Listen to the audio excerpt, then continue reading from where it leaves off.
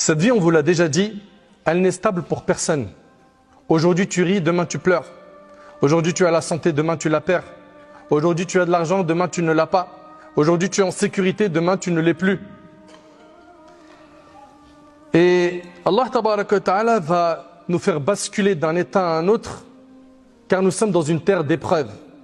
Et il fait tout avec sagesse, Azza wa Jal.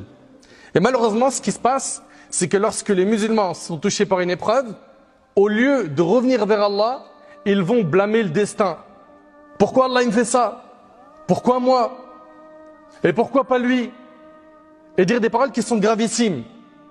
Au lieu de patienter, de faire preuve de reconnaissance, car même si on a été touché par une épreuve, sache qu'il y a pire. Et que dans cette épreuve, derrière Allah, t'a réservé un grand bien. Et Allah tabaraka wa ta'ala, il dit, peu de mes serviteurs sont reconnaissants. Allahu Akbar. Lorsqu'Allah tabaraka wa ta'ala voit les gens dans le confort, que tout se passe bien pour eux, et qui se détournent de lui, Allah subhanahu wa ta'ala leur fait goûter à l'épreuve. Pourquoi? Pour éduquer leur ego. Pour qu'ils se rapprochent d'Allah tabaraka wa ta'ala. Pour qu'ils cessent cette vanité, cet orgueil. Pour qu'ils reviennent vers lui subhanahu wa ta'ala. Et c'est à partir du moment où la relation avec Allah s'améliore, le comportement s'améliore, l'âme se purifie.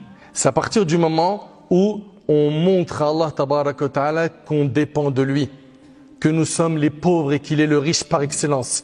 C'est dès lors que tu fais preuve d'humilité et que tu montres ta petitesse face à la grandeur d'Allah tabaraka wa ta'ala, que avec les doigts et tes efforts, Allah tabaraka wa ta'ala fait descendre la délivrance.